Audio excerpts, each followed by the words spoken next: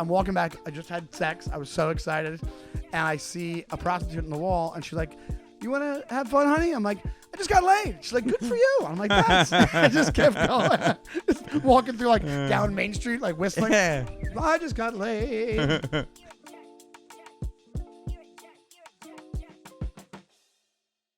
Hey, Sean. Yes, Ray? What's your biggest regret in life? What if we did just like totally like switch the whole vibe of the podcast and everything was just super so sad? What's your trauma? Well, I will say this. Did we ask this on the pod already about if you knew how hard the comedy business was, would you have started? Yeah. Yeah. And my answer is no, I wouldn't have. I wouldn't have. Same here. If I knew it was going to be this. I think it's always 20/20 hindsight, but as if you listen to the pod, you know I was almost a cop, and by almost I mean not really. I just went through the test and couldn't climb over a fence, but I couldn't do the obstacle course. But I get so jealous now that now would be when I would be retiring as a cop. Oh, really? Yeah, it's like You'd be starting your bar. I'd be starting my bar now, and I'd have a bunch of money to do it probably. But also, that's 20 years of who knows what would have happened in the 20 years of being a cop. You know, And I would be living. gotten shot. That's true. And I would be living my secondary dream. What's that? A vigilante. Oh yes. I wouldn't have had the badge. Well, you know what it would have been? Instead of the bar, I would have been, my white whale case would have been chasing you down. Yeah. And then finally you would have had Batman type of vigilante. I feel like finally you would have had me. Yeah. And you would have let me go. Yes, it would have been like that would have been the end. Point Break-ish, Fast and the Furious-ish. Gone in 60 Seconds-ish. Gone in 60 Seconds, which is a great movie. Where you're like, Zawodni, I got you dead to rights. And I'm like, I just saved those 2 kids from that assassin. And you're like... I just chuck you the keys to my car because your car was smashed up because it was saving the kids. I'll give you one day. Yeah. And then know I'm coming for you. One day head start. Yeah. I'll give you. Yeah. Well, that's the Gone in 60 Seconds one is what? Not Olafant. Delroy Lindo and Nicolas Cage. And he, what is it? Like he gets there. A brother's love is a brother's love. Oh, yeah. That's. I'm actually a big Gone in 60 Seconds head. It's really good. It's a really good movie. Is it? It's Tony Scott, right? Isn't it Tony Scott? Is it Tony Scott? I don't know. Well, it's worth it. We saw The Flash together. We did see The Flash together, which also had Nicolas Cage in it. It did. Spoiler By the alert. time this comes out, if you haven't seen it, you're a loser. And also, if you're hearing about the spoilers with The Flash, just so you know, they're not like it's not like actual real cameos.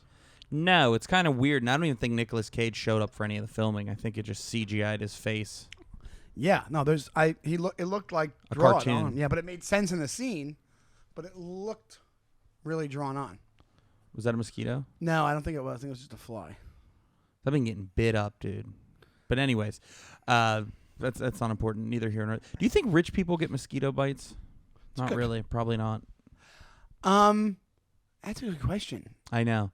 I think mosquito bites is mostly like a lower middle class to poor person issue. Do you think rich people houses have, maybe there's a thing we don't know about, they have some kind of low hum, like almost like a dog whistle that we, that kind of like, their pest control is so good, mosquitoes don't even come near their house. You never see like a stockbroker on the train scratching his ankles. You don't? No. No. You never see a stockbroker on the train. That's true. That's one fair. past like maybe the first couple of years of the job, maybe, but that's fair. But go back the Flash. I've been actually hearing a lot of hate on it. A lot of people not liking it. Oh well, our own personal friend Sean Murphy, friend of the pod, friend of us ourselves, we said it was all right. I think, considering it's DC and considering all the hype around it, I thought it was really good. Nope, timeout. Sorry about that. Don't worry about it. That's never happened to me before. It's happened to you. Where your phone's ringing. Do you know who it was just calling me, by the way? Who? Sean Murphy. Was it? Yeah.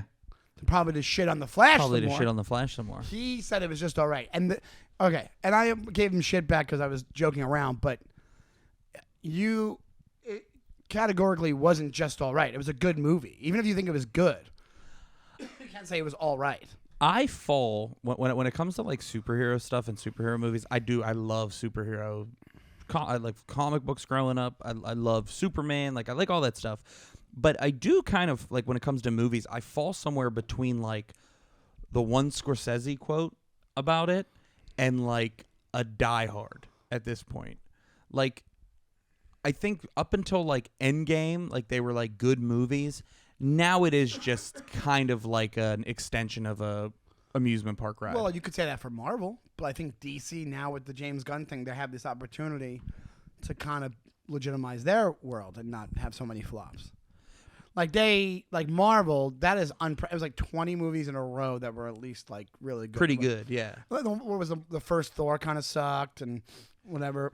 But I just mean like Fast and the Furious, for example, as another like big IP, is like a thrill ride. You're watching it. Yeah. You're not going there for like art.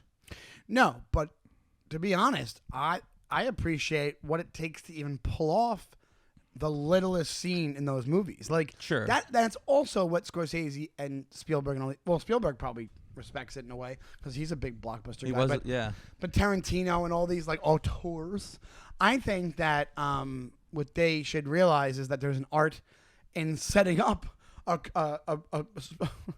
car racing a submarine and a car going to space. And yeah, it's goofy as all hell, but it's one of these things where it's like, well, to make that look as fun as it does and not just look completely dumb is a skill in itself. Well, to weave it into a narrative too. And after they've had like 20 of those or whatever, not 20, but how many do they have? Fast and Furious? Yeah, like 10. 10. 10.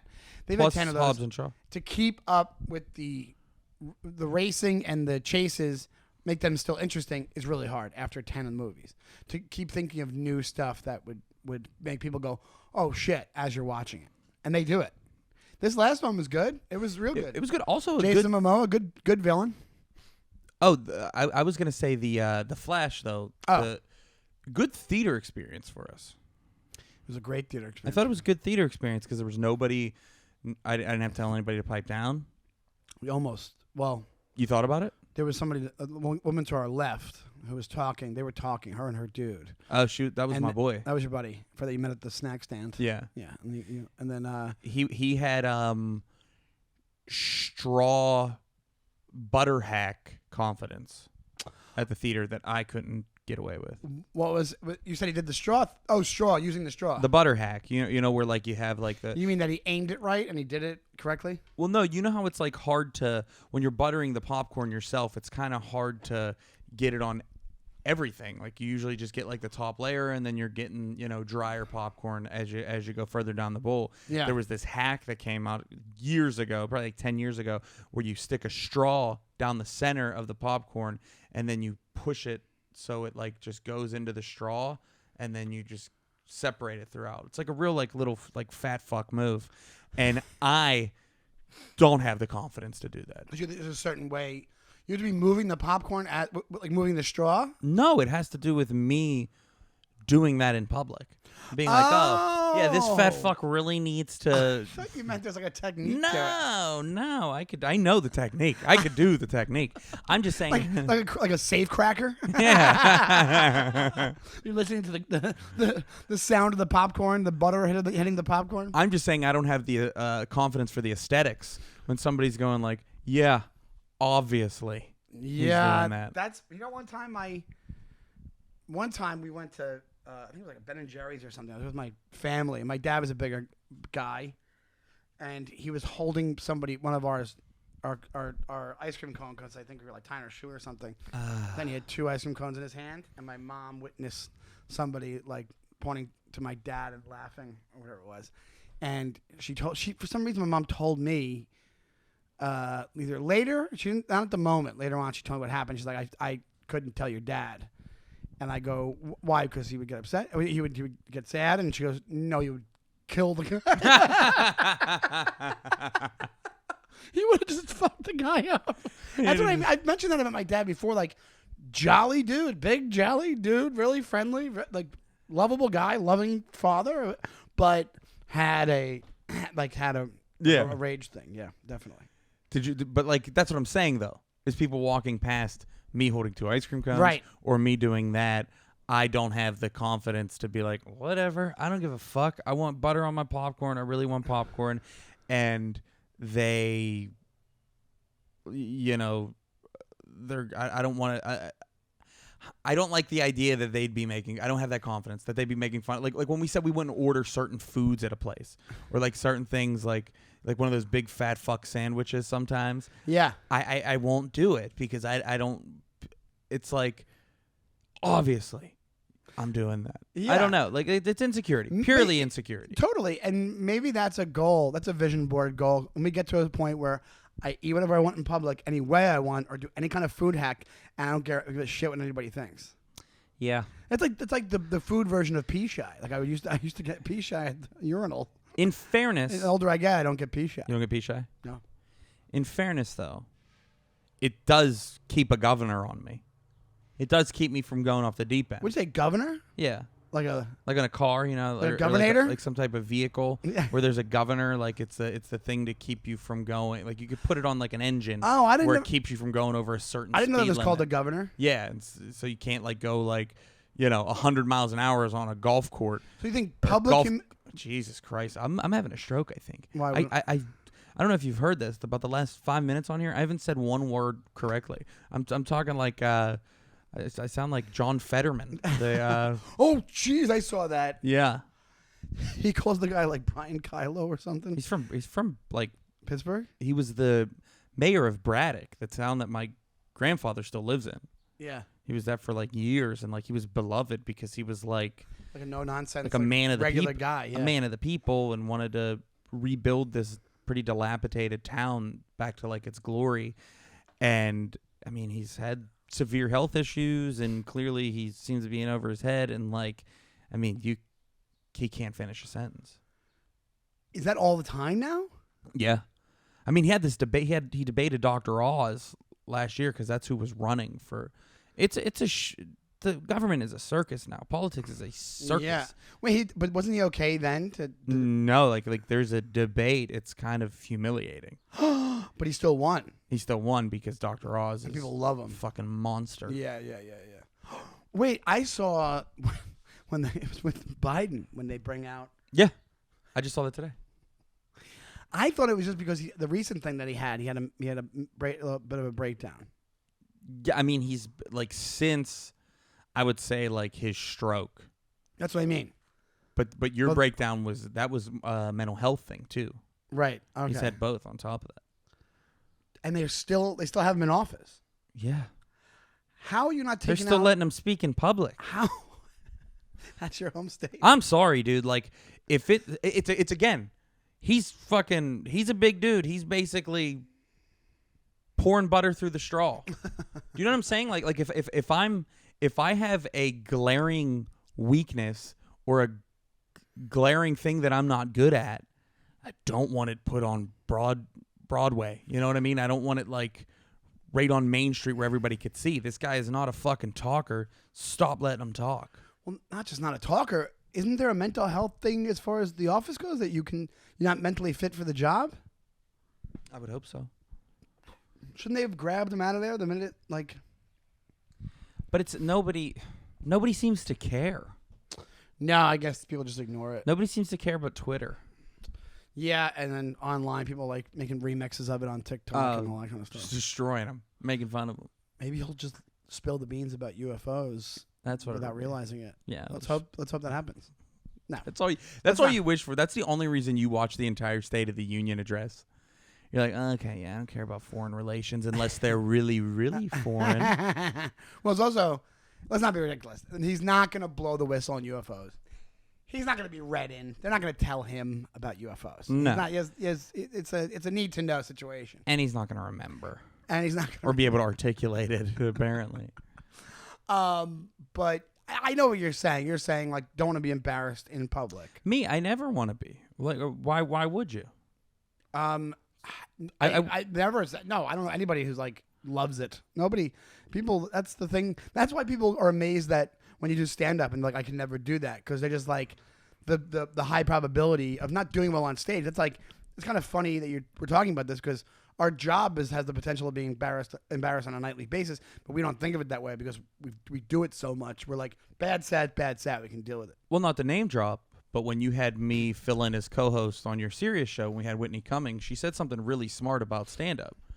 is that we are trying to manage our own humiliation or manage our own embarrassment, Yes.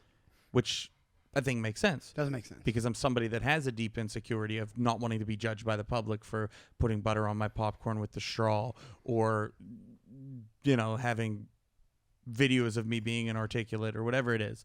Like, that's like one of my biggest fears is strangers making fun of me. My thing is, that's why the Bert Kreischer thing, to me, it was so crazy, because taking my shirt off, like there's people have asked me, like, they've been like, oh, you want to audition for this thing, you have to take your shirt off, and I always will say no. Dude, we filmed that video last year of the hot dude training, which was really funny, but I couldn't handle how I looked, and I remember talking to multiple people about it before I brought it up to you, because I was like I don't want to, ruin this if it's going to be a big thing.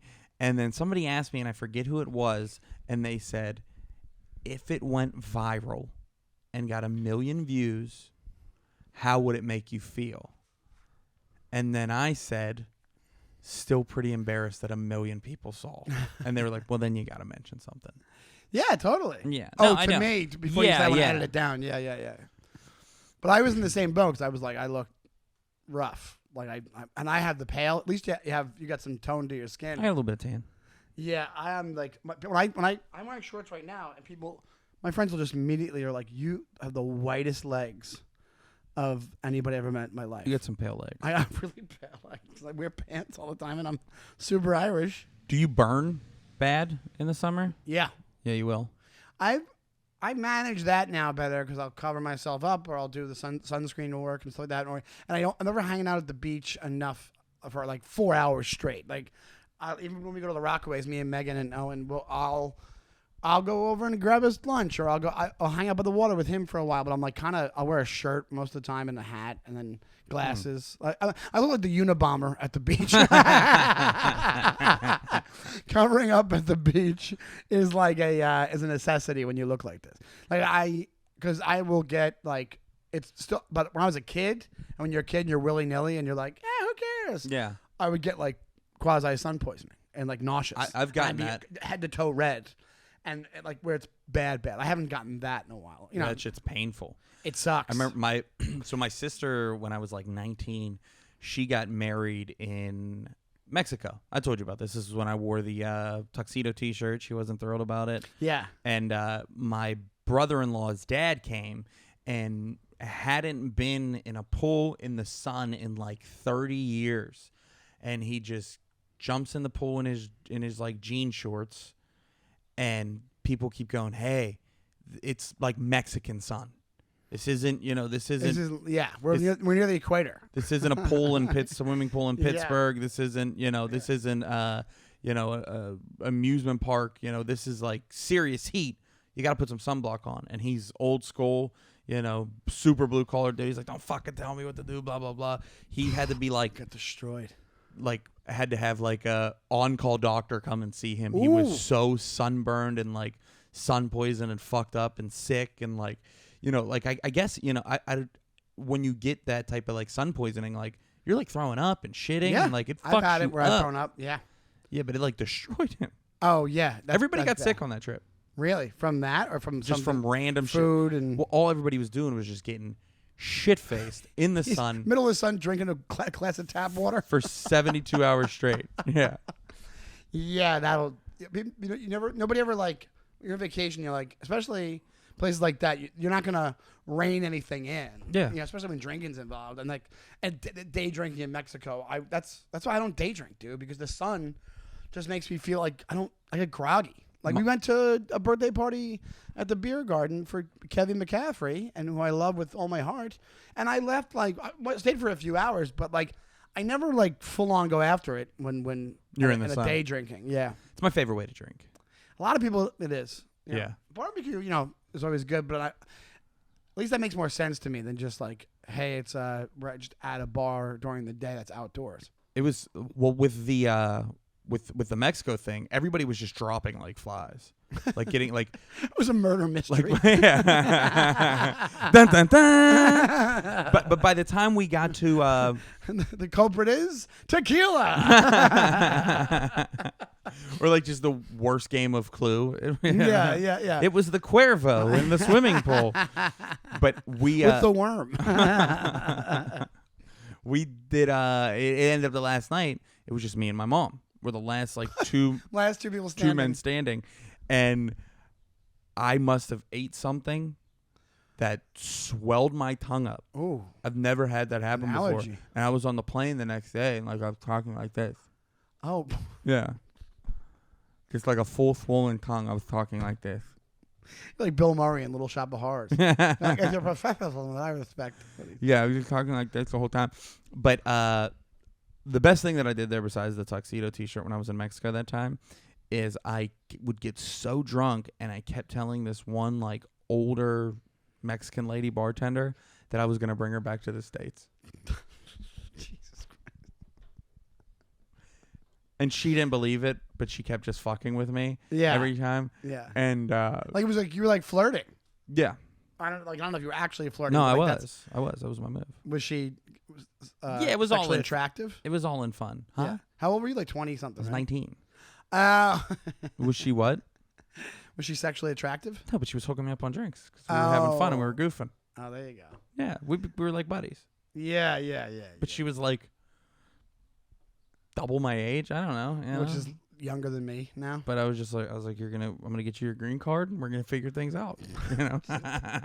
Which is the whitest line in how many times? I know, dude. And again, I was wearing like either a tuxedo T-shirt or like a white blouse. You know what I mean? Like a billowy. A puffy shirt. Yeah, like running around like goddamn, like some type of Mexican drug lord. You just become like really snotty and go, how'd you like to come back to civilization with me? Yeah, and live at my mom's house right outside of Pittsburgh. I remember I'd never gone to Mexico. Really? Yeah, but you made me think of a story when I went to Las Vegas, and then I was like 22 maybe, and me and my friend, we both slept with these two women that were probably like my age now. And Yeah. I told you the story, didn't I already? And we were at the Harrah's outside bar with the trick bartenders, I never get sick watching trick bartenders. You mean like cocktail? Like cocktail Tom guys. Cruise? The guys that put a toothpick in their mouth, throw up a cherry, and the cherry lands on the toothpick. It's crazy. And they flip the bottles. They do the whole cocktail I've never thing. seen it live. I saw it live there. This is years ago. Harrah's outside bar on the Strip, right? We were loaded, me and my buddy. And then these two women were like, we were hanging out with them. And one of them was like, I thought she was really attractive. My friends the next day were like, she was not attractive. But whatever. We were both drunk. What are you So gonna do? I went back to her hotel. I never told you this. And No. then she, either it was one of two things. I was still kind of drunk. We had sex. First time I ever encountered fake boobs. It was exciting for me. My dad swore by fake boobs. I don't mind them. I loved think they're them. great. I love them. And they were like two rocks on this woman's chest. They were hard. They were just like handicap handles in like a bathroom stall. and just hold on to them. And it was fun. And everything happened. But either one of two things where I either saw her put back on a wedding ring, or she opened the drawer for some reason and there was a wedding ring in there. I can't remember which one it was, but I saw a wedding ring, and I was like, oh, so I'm like 20. Yeah. I'm like 21. I didn't say anything about that because she was trying to hide it from me, and I was like, all right, but I was the 21-year-old that was like, so what do you want to do now? And she was like, I'm tired, honey. I'm like, all right, cool. I just walked out, and I'll walk back to my You just hotel. skateboarded out of there. Yeah, like radical. We don't have a cow, man. And on my walk back to my hotel, which was like a long walk, probably a mile, 2 miles, and I'm walking back. I just had sex. I was so excited, and I see a prostitute in the wall, and she's like, you want to have fun, honey? I'm like, I just got laid. She's like, good for you. I'm like, thanks. I just kept going. Just walking through like down Main Street, like whistling. I just got laid. But yeah, the weird part about that story was Actually, somebody beat you to it, sweetheart. Free of charge. Free of charge. Ching-ching. It's a married lady. She must be sad. Anyway, have a great night. But the weird part was I'll never forget the ring. I can't remember if it was. I think it was on her hand, and she like turned it in. But I don't know why she wouldn't just wait to put it back on. Yeah. Or I saw it on the drawer. I can't remember because it was so long ago. Or it was the get the fuck out of here move. No, why would she just she would have showed me it like the put a ring on it hand. Yeah. Get out of here. But it was fun. That was like for I think it was just like a straight up trip. I don't know if it was even a bachelor party. I had a buddy one time call me. I was on the road doing a show, and I'm in the hotel room at night, and I get a call from him super late. And this dude's like kind of a notorious wild man. And I get a call from him, and he's talking like this, like real silent, like, you know what I mean? Like trying to, you know, like keep his voice low. He's like, dude, I don't know, man. I need your help. I need your help, buddy. I'm up in Harrisburg. I was doing a show here, and I was like at the hotel, and I was hooking up with this waitress, and I knew she was married. Her husband came and found her and was banging on the door. I snuck out somehow, and he chased me out the window or something. I don't remember. He didn't give me I didn't get the full details on that. He's like, but I literally ran. I'm at this park. I'm hiding under the bleachers. I got no shoes. I don't have a way back into the hotel. I'm just gonna have to wait it out here. I think this guy's gonna fucking kill me. Oh my God. And me, I'm just like a little buzzed up after like hanging out after a show myself, and I was like, oh man, whew. Maybe. So he wanted you to go pick him up or go check out his stuff? He just I think, to be honest with you, I think he was just scared and wanted me to talk. He said, like, I see a car circling around this park. I don't know. And he's like whispering, and his voice is real like muffled. And I'm like, dude, I don't know what to do. I don't know how to help you. He's like, this guy's, he's probably gonna kill me. I don't know. I'm gonna be dead. And then he's like over. Like, he's fine. Nothing ever happened. Nothing happened. Yeah. But like. How did it end up? The guy just never showed up? Never found him. Never found him. Yeah. How far was he from the hotel when he was talking to you? Do you remember? He said he ran like 2 miles. He said like he just dipped. Holy cow. Yeah, he was so scared. That's like... He said he like hurt his ankle. 10 minutes of straight hardcore running. Yeah. Like marathon running. Yeah. Are you kidding me? No, it's wild. He was barefoot. And he was barefoot? Yeah, he pulled a John McClane. An infidelity diehard. but it's almost like it was almost like a bit. Like it felt like a bit at first. You thought maybe he was fucking with you. Yeah, and then like I could tell he was like actually fucking freaked out. shook and nervous. So then at one point he just went back to the hotel probably and grabbed the stuff. Yeah. Oh my God. And he knew she was married. I think he knew. I don't know about that. I mean, was it Comedy Zone? Was it the Harrisburg? The what's it called again? I think he was doing. I don't know what he was doing. It might have just been like a produced show. Oh, okay. Or something like that. That place is special, stanky. But he this is also a dude. We just got off the heels of Father's Day. We did. He's one of the only guys who's like really like one of my only adult friends who's really spent some like hardcore time with my dad. We went on a trip together to a show. Like my dad was in town in Pittsburgh for some reason. He was gonna stay and drink at a bar by himself because he, me and him went for drinks in the afternoon. I was like, hey, I gotta leave for the show. I was like, I guess are you going back to Mike's, my brother's? And my dad was like, nah, dude, I'm just gonna hang out here. I was like, by yourself at this bar? He's like, I'll meet some people. And like I didn't take that as a good thing. well, I didn't. I kind of took it as like a bit. Like I knew my dad's like a very charming guy, but I'm like, he's not just gonna like go in the wild and make friends. I actually ended up writing a joke about this years later, but I said, if you really want to, you come to Akron. It's like an hour and a half with me and my buddy, and my dad drank a 6-pack in the back seat. Kept bragging about how the hour and a half was a perfect 6-pack ride. He kept going, this is a perfect 6-pack ride. He gets so fucked up, we're out partying after the show, I lose him. I'm like walking around the streets of Akron, I'm trying to find him. It was Akron. And I hear, like walking down the street, I could hear my dad's voice from a bar, like laughing and cackling. And I walk over, and I'm about to go into this place to find him, and a guy at the door stops me. He's like, whoa. You got to be a member, man. This is a members-only club. I was like, well, I could hear my dad in there laughing, and I know he's not a member. The guy goes, oh, Paul. Yeah. All right, you're Paul's kid. Yeah, go on in. And I walk in, and my dad is like holding court with these people. That's amazing. And there's my dad's like, oh Ray, come over here. You come over here. I want you to meet Kevin and Diane. And I'm like, oh hey, nice to meet you. And he's like, yeah. He's like, if we stay the night, man, we can go to dinner at their house tomorrow. They're doing like a cookout. And I was like, what? Who are these? Do you know them? He was like, nah, I just met them in here. And I was like, well, we're not staying the night, man. We won't be there for dinner. You know what? I don't think there's many people like that in the world. That can do that. That's a very good skill. He was a different animal. Different animal. Yeah. Yeah. Just a social dude.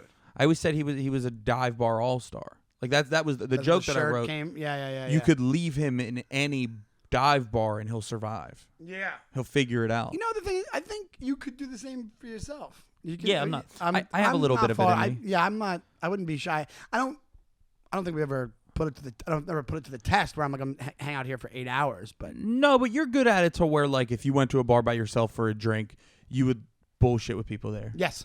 And hang out. Not to the point where I'm getting into a members only club, which is pretty. They all have members only jackets on. No, well, no. It was more like an Elks or something like that. Right. Like one of those things. Yeah. Like, where's your membership card? And I was like, I know that guy. I can kind of see him. He doesn't have the fucking membership card. Get him out of here. And he's like, oh, Paul, yeah, go in there. Like, I already knew the dude. And my dad like warned him that I might be coming there. Oh, he's like, oh, my son might pop in. So but he didn't know that you knew he was there. no, He just assumed you would just look around and find him. Because I left the bar that I was at, that he was originally at, but he left because it was kind of like a collegey bar, a very college bar, and he just disappears. Paul Z. But I think we'd both survive like in bars, no problem. I've done it where I made friends with people at a bar and hung out. I was hanging out for a while. I had to kill time, and then I had it happen to me right after I got divorced, and I was like drinking too much, and I was like I missed a big audition, and I was just hanging out with random people in a bar. Were they fun? They were really fun. Yeah. That was the turning point. I went, oh, okay. Like, I'm fucked up. I gotta get on BetterHelp.com. Yeah, ASAP. I gotta get and more figure this shit out. Yeah. I was like, oh, when I was doing that, I knew it was related to the divorce, and then missing that bit. It was a big one, like a big that I would have been really good for, and I was really excited to do it. Oh shit! What was it? Do you remember? I don't remember, but it was like it was like a series regular on something that the description of the person was like, it just would have been me just talking, you know. That'd been awesome. And I'm a very good actor, so it'd be not much acting involved. You know what I mean? Was it Sean Hayes' role in Will and Grace? It's exactly what it was. This is the 1990s. I was 15, but I was going to play a gay gentleman named Jack, who has his own one-man show called... I don't even know his name. Just Jack. I don't even know his name. I've never seen the show. What would your one-man show be called? Ray's Here. Ray's Here. Yeah. What? Why? Is that like your cheers? Like your norm? Well, Ray's Here. I used to say that like when I got on stage. Did you really? Like, Ray's Here. Was that your catchphrase? No, it wasn't a catchphrase. Did you like a bow tie and like a funny hat? You come out, you go, "Hey guys, Ray's here." I did it because I was so like I wasn't nervous to start. I just never knew how to start a set. So I would just be like, "What's up, everybody? Ray's here. How we doing?" I kind of like that actually. Do you know why I say it though? Is when I was younger and we'd be at the mall. That was my brother's move to try to get me to hit on girls. Is he would just push me into like we'd be walking, he'd just push me into a group of girls and go, "Ray's here." Do you know how many times it worked? Zero. Yeah. 100. To be honest, it's not that bad of an idea, especially an older brother idea. I like that. Yeah. But to show you how sexually delayed I was, we in front of girls at the mall, Roosevelt Field Mall in Long Island, me and my friends used to do that thing where you pretended to fall into objects. So there'd be like those giant like metal garbage cans that were really noisy. Yeah. And you do a thing where you smack it with your foot and you fall over it, and people would fall for it all the time. We would pretend that we just slammed right into the garbage can. I fell for the thing that you did to me the one time. So to the door? Yeah. That's I was another like, one. Dude, I'm fucking sorry, man. I was like, "You all right?" That's another one. You just put your foot out first, and you just act like you get smacked in the face. It's so much fun to do. I only pull it out every once in a while because I'm too old of a man to do it anymore. And the "Ray's here" line would also come not just when you push me into them. If he heard like somebody in a conversation, like some like like a woman say something like, "Ugh, God, I just desperately need some dick," or something like that. My brother would go, "Ray's here, come on." Just trying to wingman for me. You just reminded me of the other day. I was walking by this couple. It was the middle of the day. There was like kids everywhere, and loudly this girl was talking to the guy. And I heard, you ever hear just like a snippet of a conversation? It's the best part about New York City. Yeah, and then I don't know. She's like, just like she was talking about a grocery list. She's like, I don't know. I guess I like to be choked. I like to be spanked. Loud as I am right now. And I'm walking by and I'm like, brr? I was like Tim Allen in Home Improvement. I was like, but she was listening. Like the guy was like, "Hey, when's your birthday?" Like it was just, it was so egregious. And I was like, "Lady, you are in public. Can we have some kind of decorum out here?" There were like people with strollers and stuff. And she's like, "Yeah, I guess I'm into like BDSM. You would call it." We may have talked about this on an older podcast, but do you think that you are somebody? Because I know I 100% am somebody that people overshare with, especially strangers. Because it has happened. I have that disease. It happens to me on the rig. I mean, it happened with the guy pouring butter. I was standing with that guy for 30 seconds, and somehow I left knowing that he met Ben Affleck before at the premiere of the movie Air. And it was a black guy, Yeah. right? You don't usually get chatty black dudes. You don't usually. I don't want to be. I don't know if that's racist to say, but it's true. I always think of black guys as like kind of stoic and quiet and cool. Most black guys I know. Not like an oversharer. Not at all. Yeah, they keep his cards close to the vest, Yeah, as they would say. Yeah, like if you were a pry, you'd be like, none of your business. Yeah, mind your business. Mind your business. But next thing you know, I looked over at him, saw him doing it with the butter. I was like, veteran move. He was like, yeah, man, you got to spread out that butter. I got an extra straw if you want it. And I was like, nah, dude, I can't do it. And then I didn't tell him the real reason why. I didn't confess to him because I'm not an oversharer with a stranger. But let me tell you this. The fact that he was doing it and you were doing it next to him, wouldn't that kind of dilute the embarrassment factor? Because it was like we're a couple of bros. Yeah, or like, yeah, hey, focus on him doing it, not me doing it. I'm just kind of the background. It could have worked. I didn't think. You know what? I have people will overshare with me somewhat, but I think I have a thing. I don't know if I give out. I always think everything's a scam, like to the point where the other day I was on Lower East Side, and there's like always scams going on over there. Like there's like that whatever that phone service thing is, like, hey, free phone, and you're like, oh, they're setting people up for. Oh. No, it's got to be something, or maybe it's maybe it's actually is for real. But I always see it, and I'm like, right, whatever. But this lady was in a wheelchair. She was just in a wheelchair by herself, like on the corner, and she's like, "Can you?" Like pointing to across the street, like get her across the street. And I'm looking around thinking, I'm going to get knocked in the back of the head that's 100%. My first inclination was somebody's going to rob me once I get to the side of the street. Even though it's the middle of the day, there's 100 people fucked, around. Man. I know. That's fucked. Dude, when I like see some... And I still did it. And you did? Yeah, of course. I did it because I realized I'm being dumb. But my first thought was, this is a scam.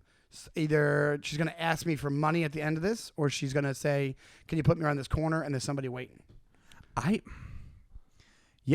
I'll see something happen on the train that like I feel like maybe I should help, but I just can't. I'm too scared. It is somebody's running a flim flam.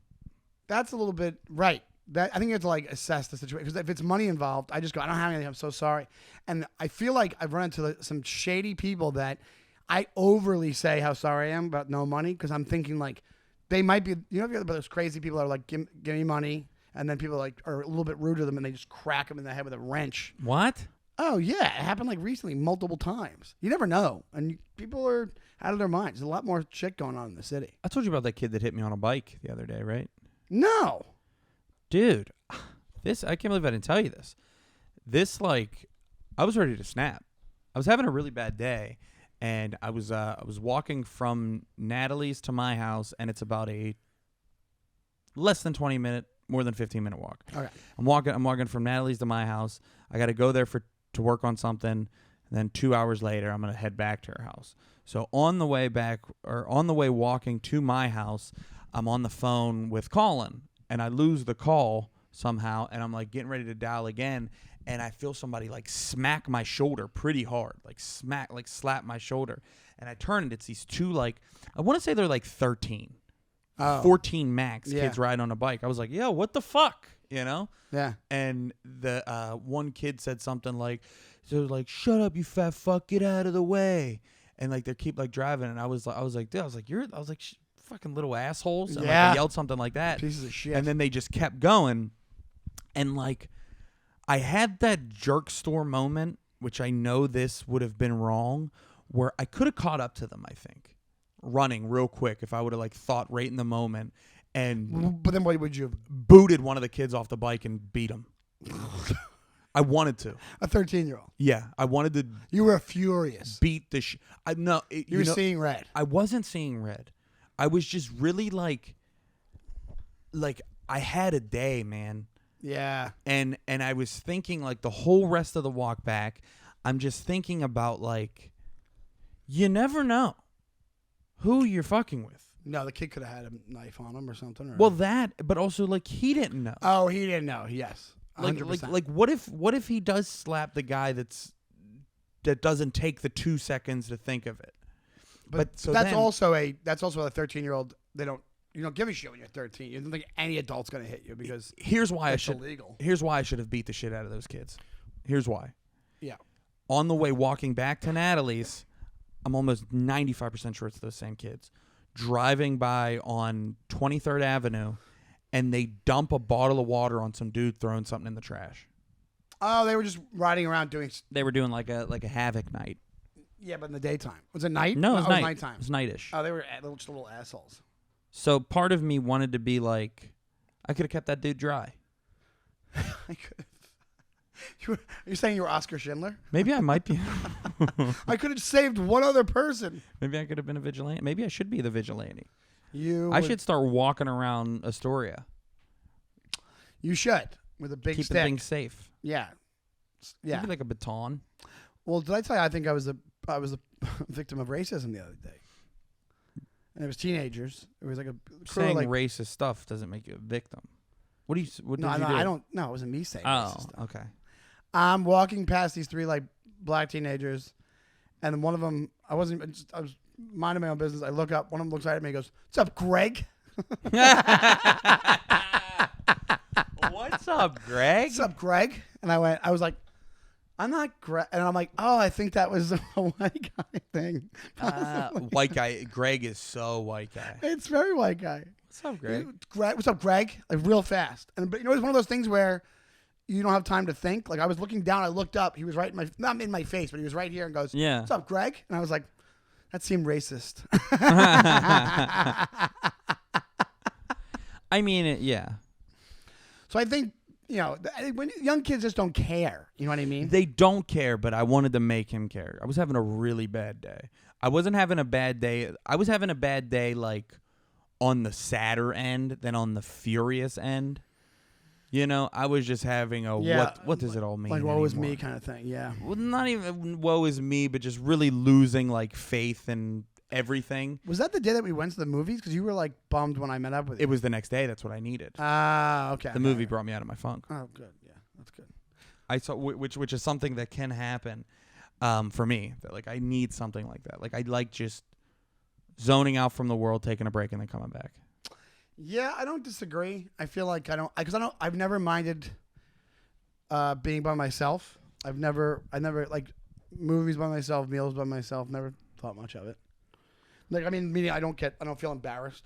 I like being by myself at times. Me too.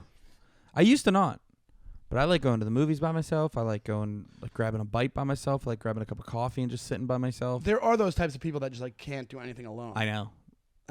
Whatsoever, and it's like need to be around people all the time. And I get it in a way, but the older I get, the more I'm just like, yeah, I'm okay just doing this alone. And I'm like I said to you another time on the show, is like not being invited to stuff. I'm like, all right. Yeah, I don't care. Yeah, I don't care. Doesn't matter. Did I tell you about a move that I saw? Switching gears a little bit, but it still has to go with people seeing live performances or seeing. Sorry, like Confrontation has to do with Confrontation. Me and Natalie went to see that play, which was like a very intimate show, Mm-hmm. So it's just one guy with a tape recorder and probably an audience of like 60, Mm-hmm. and like the audience is pretty close, and we're in the third row, and then in the front row, I see this interaction happen where there's a lady who like clearly has like some type of disability. Like she came in with a cane, and she's kind of like, I guess she was like kind of swaying while she was sitting there watching the show, and an old dude behind her taps her on the shoulder and goes, "Can you sit still?" Jesus. I think he's a prick. Yeah, I think that's safe to say, especially if he realized. Like Was it if you were sitting behind her, would you be able to tell? If you were directly behind her. See, I didn't notice it. I saw her come in.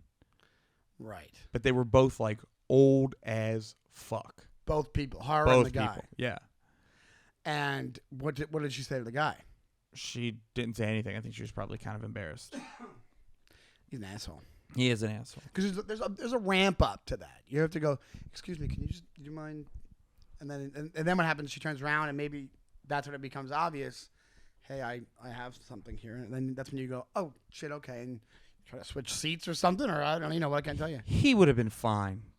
It wasn't that type of show. Like, if you just leaned, you could see everything. Okay. Like, so he was just an asshole. I think he was. I think her like movement was probably just bothering him, and it's crazy to me when you realize like when people that age act like that, because it's like, aren't you the people that talked about like politeness and that think like the society is going to shit, and it's like, and then you act like that in public, and they lose that. See, that's probably what it is. I mean, that's probably one thing. Like naturally, yours and my need to people please will round off as you get older. But I don't think I think that's when therapy can really help, because I don't think I'm gonna ever get to the point where, maybe you get a little bit because you're getting tired and you're a little bit more achy and stuff like that. But I think I would hope to understand the human condition more, where I wouldn't do something like that, where it's like the pettiness goes away. Like it was a dick move. The selfishness and the pettiness of being like, out of my way, off my lawn. Yeah, he was like, could you sit still? Yeah. He's just an entitled They were like prick. uppity rich people. I'm sure there everybody you go. there. There it is. You know me and the Richies. Don't Not like the a rich. fan. Let's wrap this bad boy up, my friend. Let's wrap it up with a bow. It's been another fun episode, Greg. I appreciate it. No, but definitely, if you're a fan of the show and you've been listening, thank you so much. But if you haven't already, make sure that you're subscribing to our YouTube channel. Like and comment on our videos. Make sure to follow us on TikTok at Brandon. Tell your Jerks friends Pod. about us. Guys, the YouTube is paramount. So if you're listening to this as a podcast on any of the platforms, please move right over to the it's in the description of the podcast, I believe. Yeah. And move right over there and subscribe to the YouTube. We're actually starting a thing today where we're going to be putting more videos on the YouTube. So please check those out. Check out our personals. YouTube exclusive stuff. We're gonna be putting only out just that will live on the YouTube. So a couple of fun segments that me and Sean are going to bring to you for free on YouTube. Yeah. You don't pay a dime. You don't pay a dime. You're losing money if you're not Free subscribing. $3.99, as they call it. If you're not subscribing to our YouTube, you're losing money. Absolutely. And check out Ray on Instagram at Ray B Killing Them. At Ray Zawodni, I changed it. Did you really? I did. All right, so spell it out. RayZawodni. You got your actual name. Yeah. Wow. And I'm still at Shawnee Time on Instagram and at UFO Street on Twitter, but I've only been retweeting stuff on that. Do you want to know why I changed my Instagram name? What by? Well, because Ray B Killing 'Em started off as kind of like an inside joke, because when a lot of like comedians that I started with, all of their like handles were like ridiculous shit, like Frank Keep 'Em Laughing Jones. Oh yeah. So you were like making fun of it. I was kind of making fun of it, but the joke really doesn't really make sense anymore. Nobody gets it. And then also, I heard somebody telling me their Instagram name, and they were like, "Yeah, it sucks, that it has to be this, that I can't have my own name." And I was like, "Oh, I have the luxury of being able to have my own." Yeah, you should. So. Yeah, this should have been the go-to. Thank you guys so much for listening, and we'll see you next week. See you next week. Woo, Bye. bye.